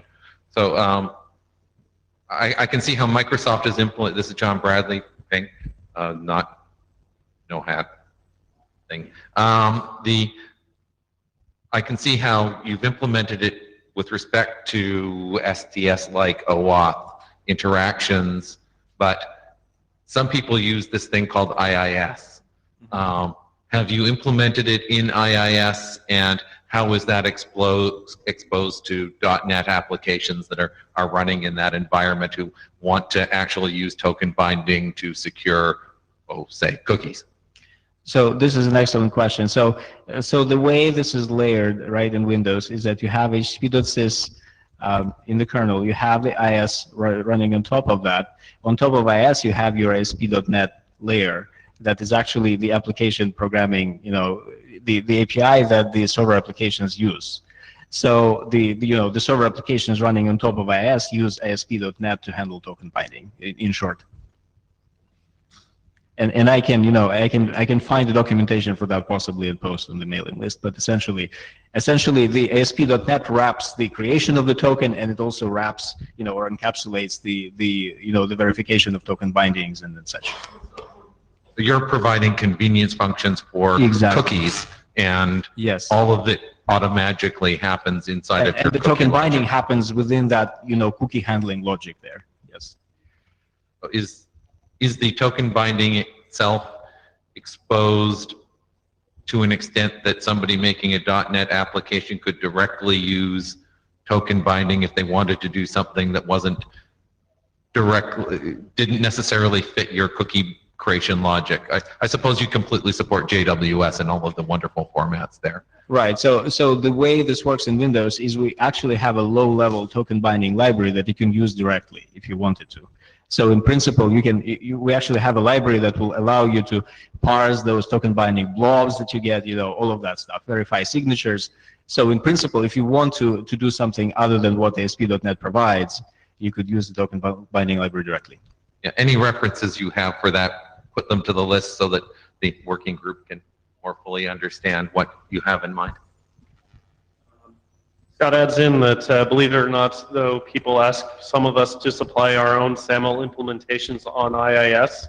And at the very, very end, he said, okay, that helps.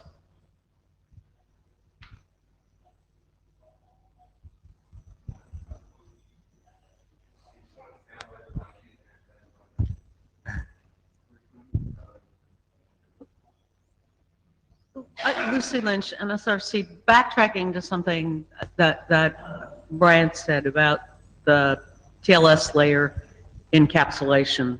And I don't understand why you would take several operations and obscure them in a single blob if all you're doing at that layer is passing those reference points, and then you're going to tear them apart and use them in a flow that then only uses one component.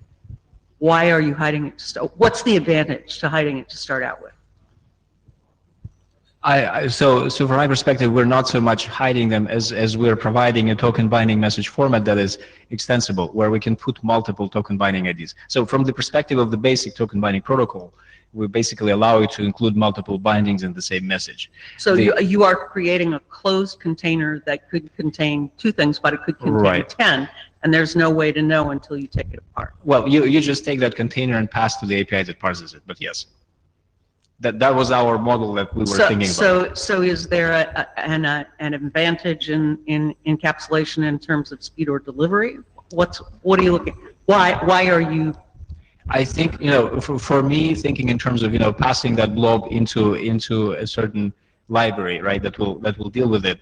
It may be easier for me to provide one input than two, but it's it's not really a difference that matters that much. So it's convenient to your model on the application for side. my model, it seemed convenient. There are people who say no, this is not convenient because it's less obvious on the wire. So I think you may be getting feedback that convenience in your model may be obscure in others, and you might want to listen to that. That might be true, yes. John, again, one possible answer for Lucy's question is that I think at one point in time there was a consideration of having some cryptographic linkage between the two, and if you put it in one object, then you can have a signature over it. If you wanted to interrelate multiple headers, that would potentially get nasty. But I don't see think that in the draft. Right. I think that there have been multiple iterations of this, and what we have now doesn't actually take advantage of that property. So maybe we need to explain that in future there may be a need for that. As you know, if we're going to keep this, then we should actually explain that if at some point you want to have a token binding that interrelates multiple objects via signature, doing that with one header is going to be easier than 2 or 3. That's possible. And as I'm thinking again about all the iterations that we went through, right? If we think about key attestation, for example, if the client wants to attest to the server that those keys used for token binding are actually hardware bound, then we may have, it may be an advantage to carry those keys in the same message and then sign them with some kind of attestation key, for example. So I'll just reiterate that if you're going to go for what is obscuring some part of the flow for a novice user, you want to be very clear about why you obscure it and what the advantage is, because otherwise it's convenient for you and confusing for others. Sounds good. How about we put this, either change the HTTPS token binding spec or make it explicit why we prefer this. How about that?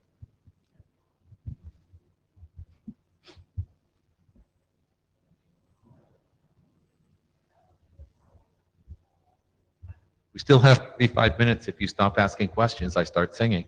I'm going to keep just asking questions for my own clarification. The token binding proto then defines only the structure of the token binding message and not, is that the complete scope of it? So the idea there is that we have the basic protocol description that describes the formats of the messages on the wire, right? And then we have application specific specs such as HTTPS token binding and probably for other application protocols as well that actually explain how this message is being carried and how it's being used and what are the federation scenarios, if any. So that was just the kind of layering idea, so that when we make changes for other protocols, we don't have possibly to change all of the specs that we have, but only a certain layer of them. That makes a lot of sense. I'll kind of go back to what I said before. Right now, the referred and HTTP stuff is very, very intermingled. So you would have to, and that's part of that isn't putting it in one That's block. one of the things where we're moving referred into HTTP as token binding altogether. So I guess I would ask again that we consider completely separating that as a part of doing so. Right. Kyle Rose. So Ben Kiddock, who appears to have disappeared, asked a question before about authentication credentials, where we would have the idea would be to have one per server for privacy reasons. Are there any other security properties that require that? Because I can imagine some use cases, privacy is not really an issue if you have several relying parties that are all controlled by the same entity. It doesn't really matter that they know that you're using the same, that you're visiting the same client is visiting all of those RPs. So your concern is basically about the privacy. So I'm saying there are situations where privacy is not the concern, and you just having a single authentication credential on your hardware token, and not having to deal with having the hardware token encrypting or otherwise protecting authentication credentials on disk would be advantageous. Just wondering if they're. You can do it if you know it. No. I'm not sure I'm being clear, but. So in general, I think it was put in, this is John Bradley again, I think it was put in as, we want to do privacy by design at IETF, et cetera. So making sure that by default, we try and prevent correlation, so that the easiest thing to do is to prevent correlation and go from there. There is a security consideration that in some cases, because the keys are pairwise, effectively what you're doing is audience restricting that token. Mm-hmm. So that token can't actually, if it has a token binding to a particular server. If you try and send that to a different server, if you had, say, we're not saying what's in these tokens that are token bound, but if whatever protocol was stupid enough not to have proper audiencing, then you would get a side effect by having pairwise keys of effectively audience restricting that cookie or token, so that were it sent to another server that might be able to understand it, it's going to go, oh no, the token binding is wrong. So there is, while that wasn't the primary design, there is a side effect that gets you a degree of audience restriction if the token that you're using doesn't include proper audience restriction. So, Okay, I mean, so having perused the draft, it seems like the token that is returned by the token provider has some notion, some consumer ID in it, but not necessarily. You're saying that might be implicit. That's from the application key. specific. Okay. The application is going to stick whatever it wants in the token binding. Doesn't say anything about you should do this in your cookie, or your SAML assertion should have an audience, or what have you. So the token binding, while it wasn't necessarily an explicit design goal, does provide some belts and braces on tokens not being misused at a different server. So that's all to the good. Right, and that's the security property that I want to preserve. Right. But So we're if we allow a broader, the broader the scope of the audience for creating that pairwise mapping of keys, the less benefit you get as to controlling where that token can be used. It's a pretty simple trade-off. Okay, I have to think about it a little bit more. Thanks. Vinod Anupam, Google. Just to address that point, so there are really sort of two classes of user agents. There is the browser, and then there is typical other application-specific user agents. In a browser, we are particularly sensitive to the fact that because the user agent is actually connecting to multiple servers as a matter of course, which might be completely unrelated, you definitely do want to make an attempt to prevent correlation. But if you have your own application, you don't have that restriction. So you could really have scenarios where you use the same key for multiple servers, and it's a non-issue. But in a browser, we definitely do care about that. Right. I mean, I think the issue is that, and it's a single enterprise, say, controlling all of the servers that you're going to, that you're using that key at, then the privacy considerations are not really a consideration. And so, I mean, I agree with you for like general web traffic.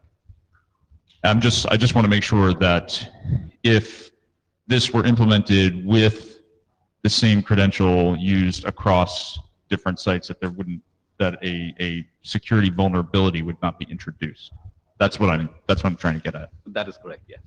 Yeah. It's not introducing a new security vulnerability. It's it's preventing a security vulnerability that you may have been successfully ignoring to this point by doing this. So it may be an advantage. It's not necessarily a disadvantage by using the same key. When we're talking about how we might do this in OAuth, certainly with a native application, creating one key that you use at one key pair on the device that you use for both the resource servers and the token endpoint is certainly an option.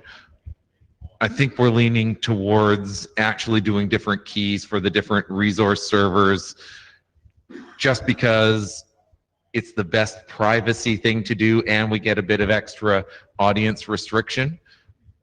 Doing it the other way would be easier in the library, but we may as well do as an example, do the best, most privacy preserving thing, because there are some benefits. And if we don't put an additional burden on the developer to be able to manage the separate keys. On the other hand, on native apps, you're not necessarily using the same TLS library on all of your connections. There are some weirdnesses on the different platforms. So that's some of the stuff that we actually have to really look at as we recommend how we would use token binding in OAuth.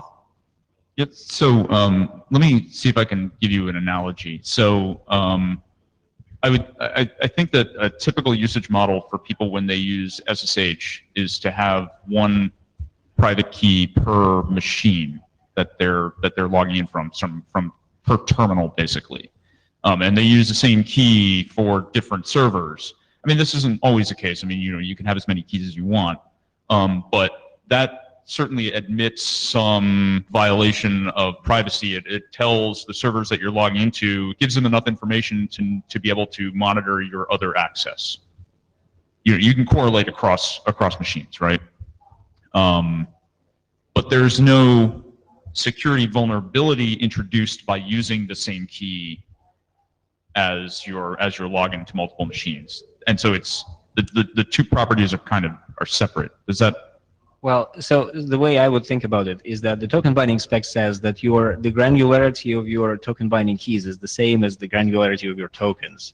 So if the granularity of your tokens is such that you send the same token to all the servers, then you could use token binding the same way. But you would need to, like, this is not something that applies to the web browser, for example, but like for your custom application, that might be the solution. So you'll also remember in SSH, there's a server key which then gets exposed. So SSH will tell you, do you really want to use this key to log into that server, to give the user some indication that perhaps the DNS has been modified, so you're trying to connect to the wrong place that may. Sure, I'm saying just assume that. But SSH does kind of have that notion of audience restriction. Mm-hmm. But by it knows what places it's used the keys before, and will give you a warning. So right, but even if you try to, let's say you have agent forwarding turned off, right? Even if you try to log into the wrong server, it's not going to give that server enough information to then transitively be able to log into the third server. No, but you may be faked into disclosing, it may be a honeypot. It may disclose other information that the user, so misdirect, a user being or an agent being confused about who it's talking to is generally a bad thing. So token binding, restricting it to this proof of possession mechanism won't work if you go to the wrong place is another way of dealing with the same thing that SSH is doing by exposing the server key to the user. I'm definitely admitting that the token must be bound to the consumer.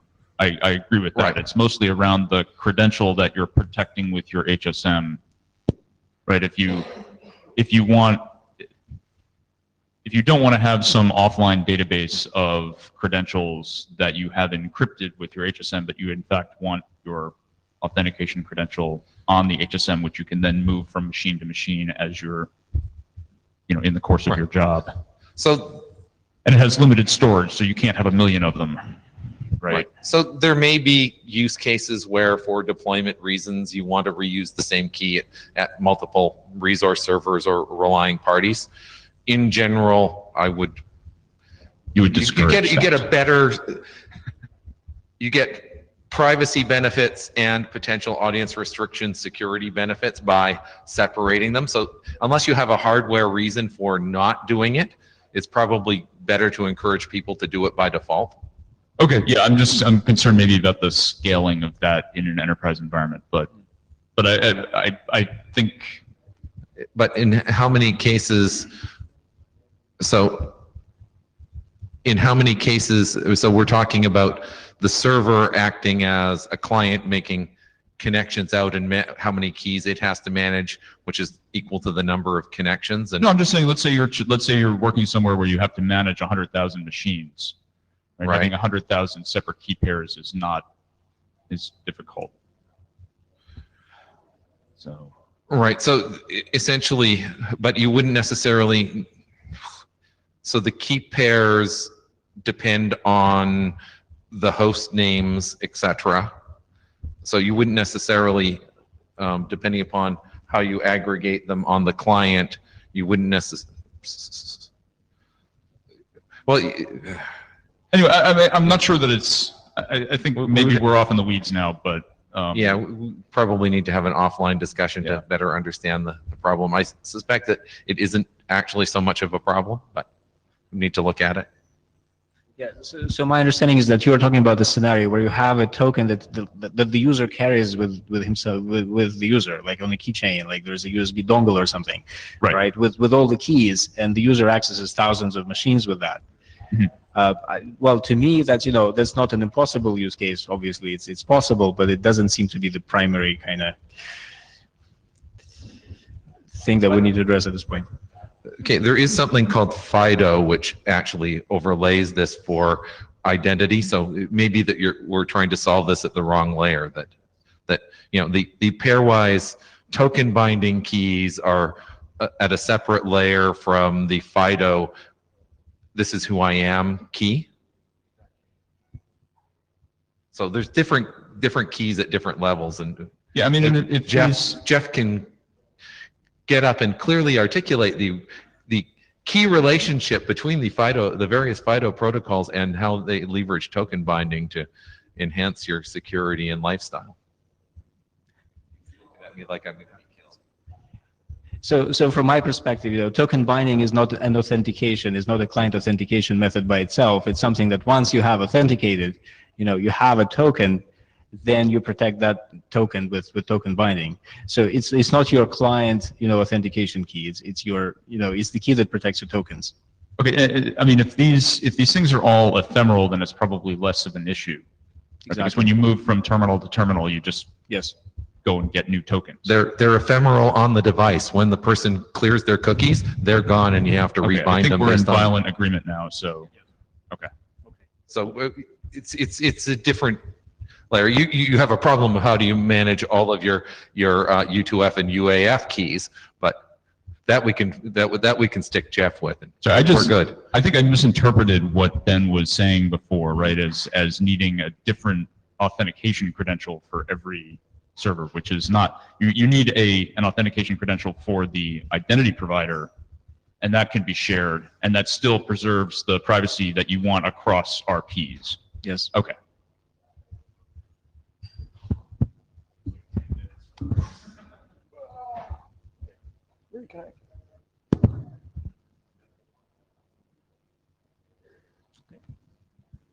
All right. So John has threatened to sing if nobody comes up with additional topics for the open mic, and I'm afraid what that will do to us. So we can either call it today, and you get half an hour back, or you stay and listen to, and I make you listen to John singing. How do you solve a problem like token binding? Yeah, and that alone should discourage you from. So did we get blue shit back? We did, right? Yeah, we did. In front of you, we got one. All right. I think we're still missing one. There's a blue sheet floating about somewhere. All right. So not seeing anybody rushing for the microphone, so thank you for coming. Maybe see you in Berlin, maybe not. We might be done. Let's hope for that. Okay. Thank you, everyone.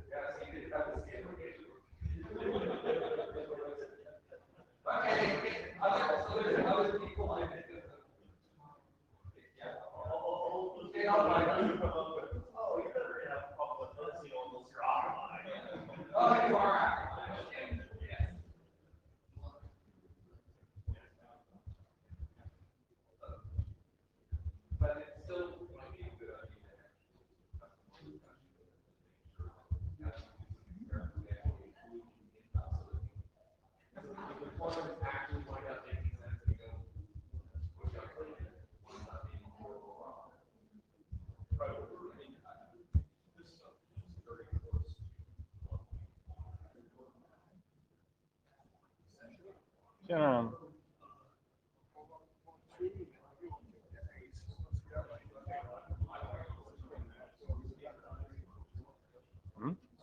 Det här är ju rätt långt in i liksom arbetet, va?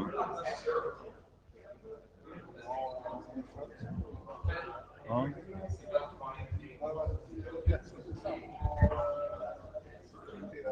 Det här är ju för övrigt en anledning till varför det kommer att göra väldigt, väldigt ont med proxies i framtiden. För du kommer att göra, om du gör OAuth genom en sån här, låt säga en framtida liksom EIDAS proxy som du ska göra OAuth igen, eller antagligen OAuth igenom. Och sen har du en kommersiell leverantör på baksidan av proxyn som är liksom, som har programmerat med liksom alla vanliga ramverk och alla liksom